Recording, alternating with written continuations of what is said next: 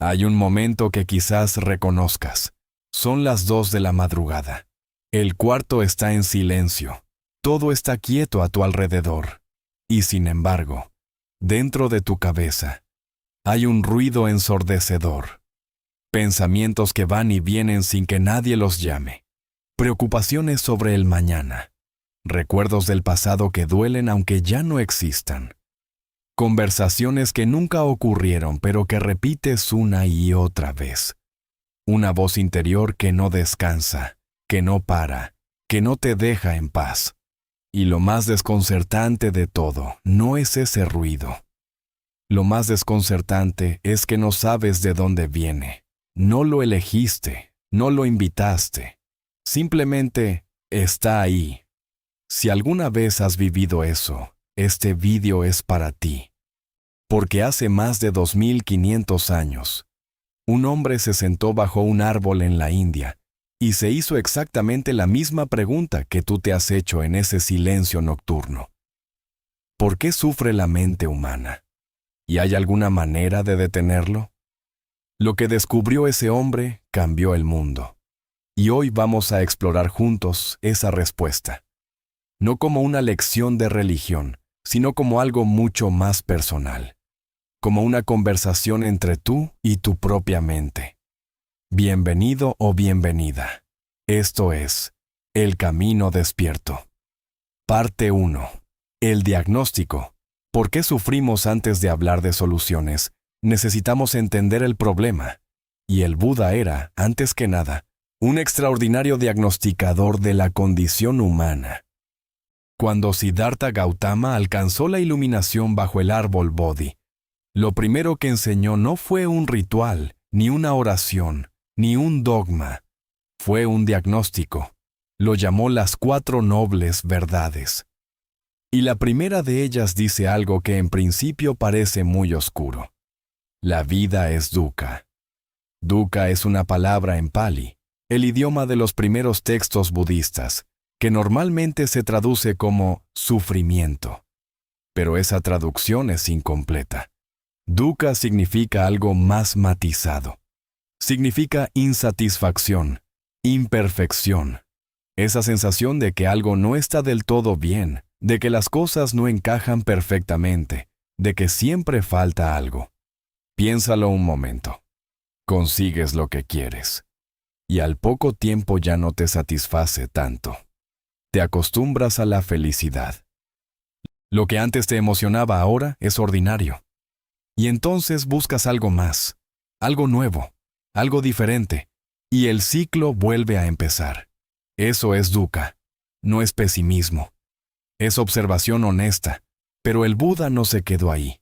En la segunda noble verdad fue más lejos y dijo, el sufrimiento tiene una causa, y esa causa tiene un nombre, taña, el deseo, el anhelo, el aferramiento. La mente sufre porque quiere que las cosas sean distintas de como son. Quiere que el pasado hubiera sido diferente. Quiere que el futuro sea de una manera determinada. Quiere controlar lo que no puede controlar. Y cuando la realidad no obedece esos deseos, la mente protesta. Se resiste, se contrae. Y ese estado de contracción y resistencia es, en esencia, el sufrimiento. Ahora bien, hay algo muy importante aquí que necesitamos entender bien, porque es donde mucha gente se confunde. El Buda no dijo que desear sea malo. No dijo que debemos volvernos seres sin emociones, sin preferencias, sin amor. Eso sería una distorsión muy grande de sus enseñanzas. Lo que dijo es algo más preciso. El aferramiento es la raíz del sufrimiento. La diferencia entre desear y aferrarse es sutil pero fundamental. Puedo desear que mi familia esté bien. Eso es natural, es hermoso. Pero si me aferro a la idea de que deben estar bien siempre, de que no pueden enfermar, de que no pueden alejarse, de que no pueden cambiar, entonces ese deseo se convierte en una cadena que me ata al miedo, a la ansiedad, al control. El deseo fluye, el aferramiento congela, Y la mente humana, por su propia naturaleza, tiende constantemente al aferramiento, a las ideas fijas, a las identidades rígidas, a los planes inamovibles. Y cada vez que la realidad, que es siempre fluida, siempre cambiante, choca con esos aferramientos, hay dolor. Parte 2. La mente como generadora de historias. Pero hay algo más que el Buda observó.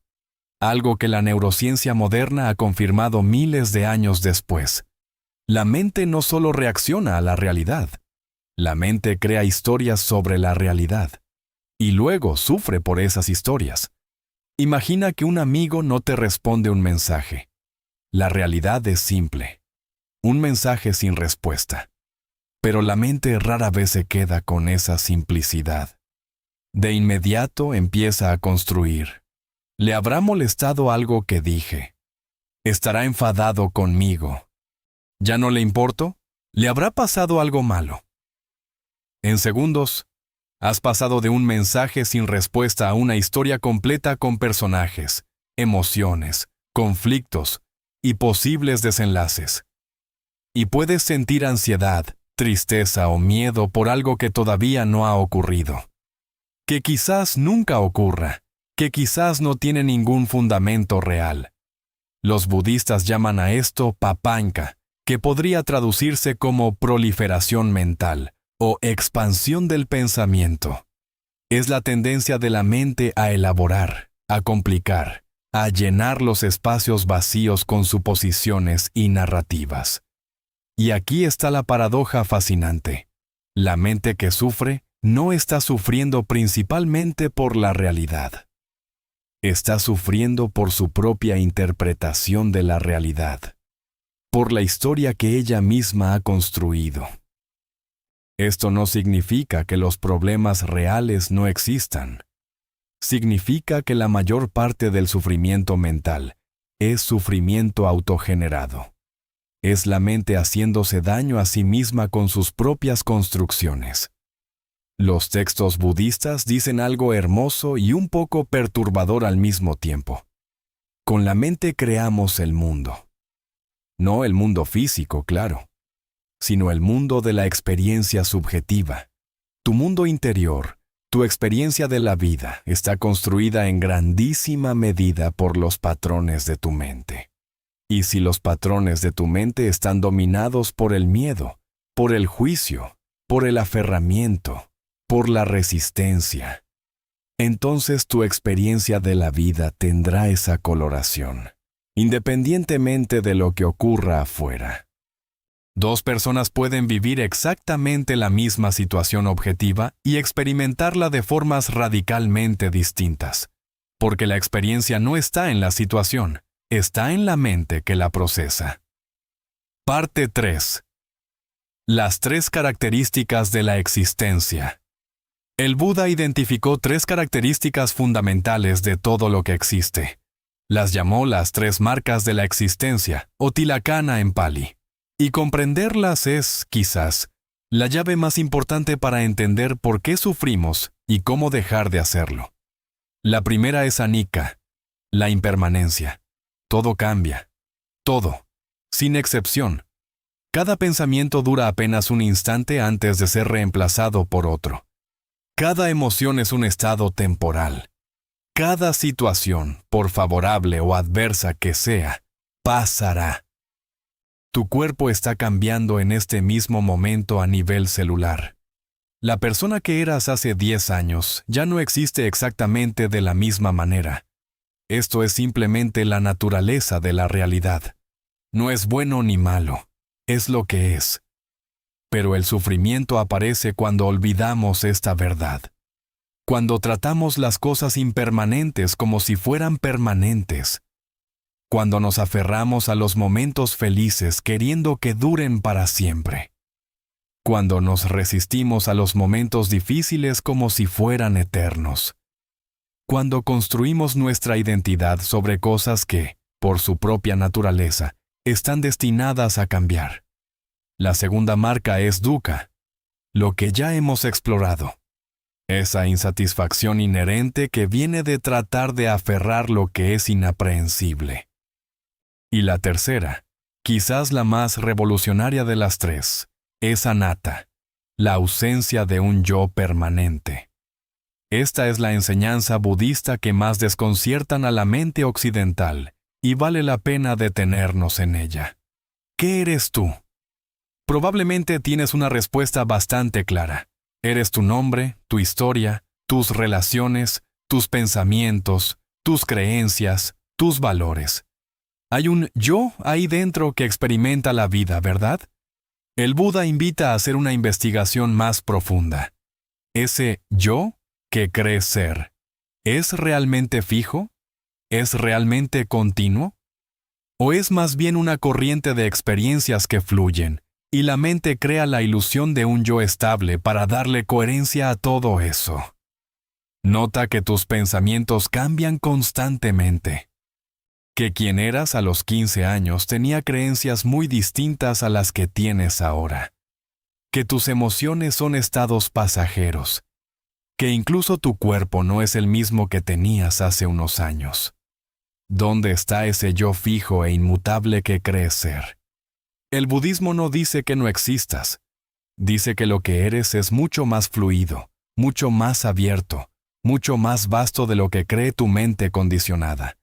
Y que mucho del sufrimiento viene de defender, proteger y afirmar un yo, que en realidad es una construcción mental.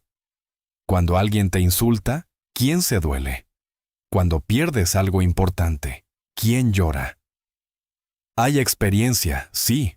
Hay emoción, sí. Pero ¿hay un yo sustancial y separado que está siendo atacado o privado? ¿O es la mente la que construye esa narrativa de víctima o perdedor? Esto no es filosofía abstracta.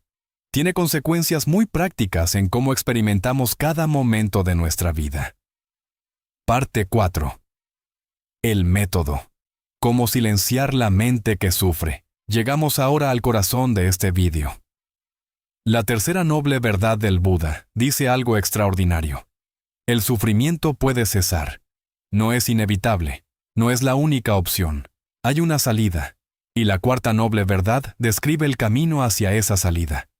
Lo llamó el noble octuple sendero. 8 aspectos de vida y práctica que, cultivados juntos, llevan a la mente desde el estado de confusión y sufrimiento hasta lo que el Buda llamó nibbana, la libertad, el cese del fuego interior. No vamos a explorar los 8 hoy en profundidad, porque cada uno merece su propio espacio. Pero sí quiero compartir contigo los 3 pilares prácticos que más directamente responden a la pregunta de cómo silenciar esa mente que no para. El primer pilar es la atención plena, o sati en pali. La atención plena es, en su forma más simple, la capacidad de estar presente, de ser consciente de lo que está ocurriendo en este momento, en tu cuerpo, en tu mente, en tu entorno, sin juzgarlo, sin resistirlo, sin querer que sea diferente. Parece fácil. No lo es. La mente humana tiene una tendencia poderosa a estar en cualquier otro lugar menos en el presente, o en el pasado, reproduciendo recuerdos, arrepentimientos, conversaciones que ya terminaron, o en el futuro, anticipando problemas, planificando, preocupándose. El presente, ese instante exacto en que estás vivo, rara vez recibe toda tu atención. Y ahí es donde vive el sufrimiento innecesario. En el pasado que ya no existe y en el futuro que todavía no existe. La práctica de la atención plena comienza con algo tan simple como esta pregunta. ¿Qué está ocurriendo ahora mismo? No dentro de 10 minutos, no ayer. Ahora, ¿qué sientes en tu cuerpo? ¿Qué está presente en tu mente? ¿Qué puedes percibir con tus sentidos en este preciso instante? El solo hecho de hacer esa pregunta y redirigir tu atención al presente puede traer, aunque sea momentáneamente, una pausa en el ruido mental, un espacio de quietud. Y con práctica, ese espacio se hace más y más accesible. No porque los pensamientos desaparezcan, sino porque aprendes a no seguirlos automáticamente. Aprendes a observarlos sin ser arrastrado por ellos. El segundo pilar es la ecuanimidad, o upekkha. La ecuanimidad es una de las palabras más malentendidas del vocabulario budista. Mucha gente la confunde con indiferencia, con no importarle nada, pero son exactamente lo contrario. La ecuanimidad es la capacidad de estar plenamente presente con lo que sea que esté ocurriendo, sin ser arrastrado ni por el apego a lo agradable, ni por la aversión a lo desagradable. Es una estabilidad profunda que permite sentir todas las emociones, sin ser controlado por ellas. Una persona ecuánime puede llorar de dolor y al mismo tiempo saber que el dolor pasará. Puede experimentar alegría profunda sin aferrarse a ella desesperadamente. Puede enfrentarse a la incertidumbre sin que esa incertidumbre la derrumbe.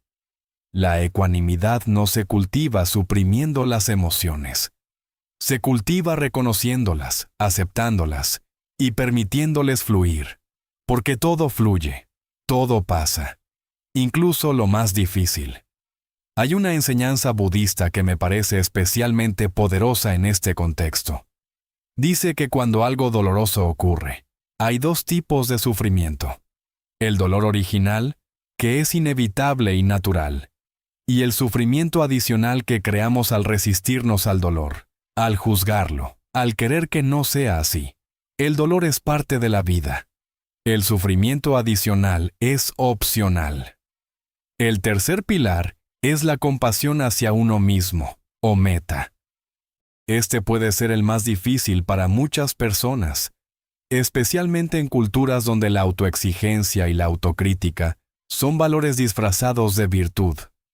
La mente que sufre muchas veces no solo sufre por las circunstancias externas, sufre por la manera en que se trata a sí misma, por la voz interior que juzga, critica, compara, condena, por el nivel de dureza con que nos tratamos a nosotros mismos cuando cometemos un error, cuando no cumplimos nuestras propias expectativas, cuando somos humanos. El Buda enseñó metta, amor bondadoso, como una práctica fundamental.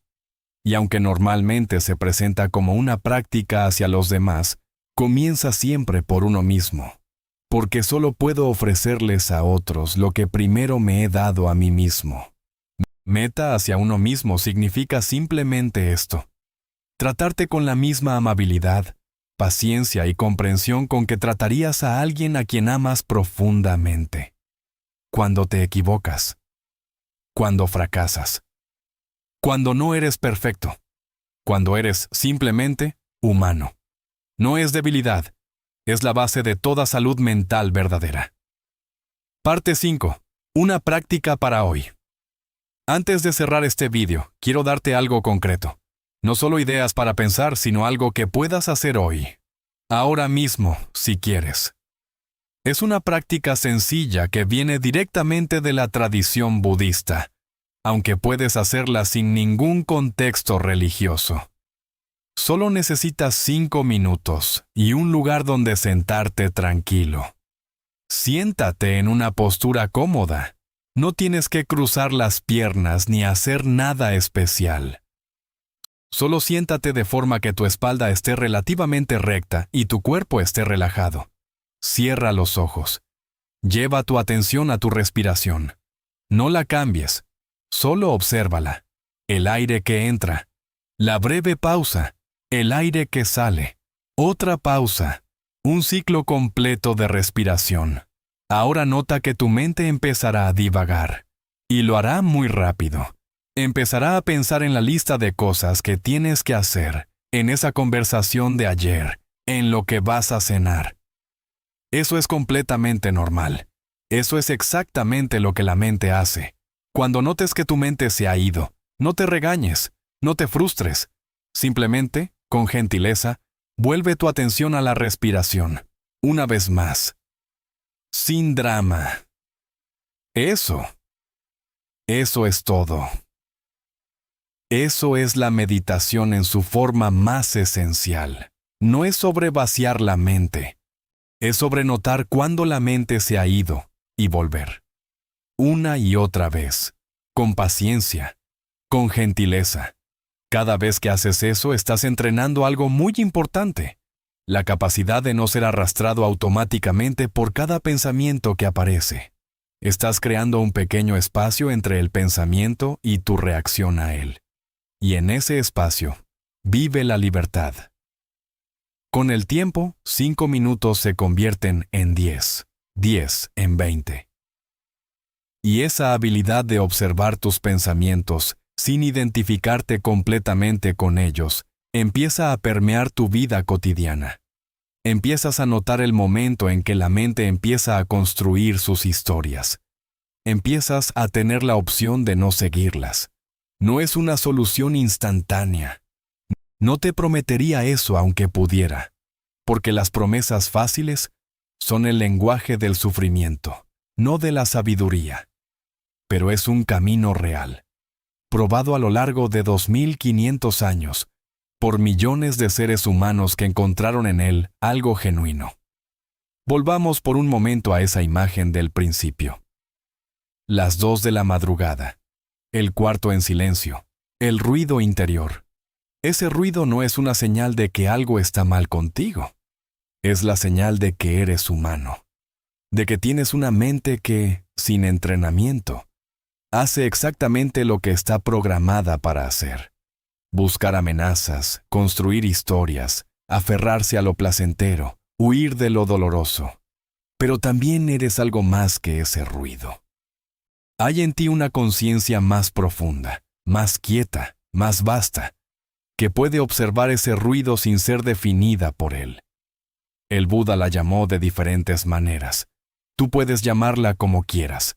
Lo que importa es que existe, y que puedes aprender a habitarla. Ese es el viaje que propone el budismo. No una fuga de la vida, sino una manera de vivirla más plenamente, más conscientemente, con menos sufrimiento innecesario y más espacio para la alegría real, la conexión real, la paz real. El camino existe y empieza exactamente donde estás. Gracias por estar aquí hoy.